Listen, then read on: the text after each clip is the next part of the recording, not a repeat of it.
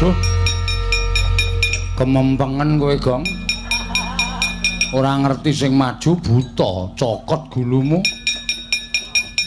Tatu jero banget kowe, tatu siung. Mati kowe, Gong. Reng, Rene ya. Apae? Bagong. Kenang apa cah iki? Cokot buta. Kowe modar, Gong. Monggo kowe semaya 3 dina arep nyarutangmu karo aku. Kowe pancen sengaja mati mensah to, Le. Wedhus ya.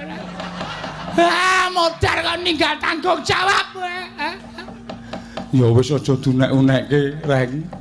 Sing jeneng wong mati kuwi wis pinesti. Ha iya, arep dikaya ngapa Bagong mau ketoke kaya ngerol. Unek-unekke Ratu Sabrang ning ora nyono nek kae mau nggo ninggali awake dhewe. Iki terus piye? Ayo lapor Pak RT. Engko ben dumumke nang masjid. Nek Bagong mudar. Ya aja mbok menawa isih palimar-maning Gusti. Lah palimar-marma piye, Tru? Madirana. Bagong ngerti ora kepercayaane apa? Embuk kuwi.